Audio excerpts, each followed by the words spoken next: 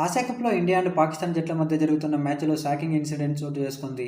September 14న Dubai వేదికగా start అయిన ఈ మ్యాచ్‌లో పాకిస్తాన్ టాస్ గెలిచి బ్యాటింగ్ ఎంచుకుంది. అయితే టాస్ గెలిచిన తర్వాత పాకిస్తాన్ కెప్టెన్ సల్మాన్ ఆగా, ఇండియన్ కెప్టెన్ సూర్యకుమార్ యాదవ్ ఒకరినొకరు షేక్ హ్యాండ్ ఇచ్చుకోలేదు. మొదట టాస్ గెలిచిన పాకిస్తాన్ కెప్టెన్ మ్యాచ్ గురించి మాట్లాడి తలదించుకుని వెళ్ళిపోయాడు.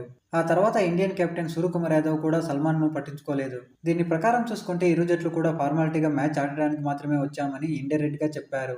ఇకపోతే మన ఇండియా మ్యాచ్‌కు ముందు పాకిస్తాన్‌తో ఇండియా మ్యాచ్ ఆడకూడదని బాయ్కాట్ చేయాలని దేశవ్యాప్తంగా నిరసనలు జరిగిన సంగతి అందరికీ తెలిసిందే. అలాగే ఈ హై వోల్టేజ్ మ్యాచ్‌లో ఆర్గనైజర్స్ చేసిన తప్పిదం కారణంగా పాకిస్తాన్‌కు ఘోర అవమానం జరిగింది.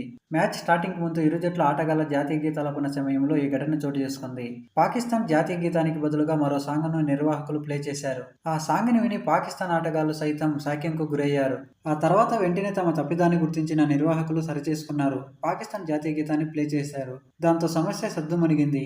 ఇలాంటి ఇంట్రెస్టింగ్ క్రికెట్ అప్డేట్ల కోసం మీరు మీ ఛానల్‌ని సబ్స్క్రైబ్ చేసుకోండి. అలాగే ఈ వీడియోని చిన్న లైక్ చేయండి.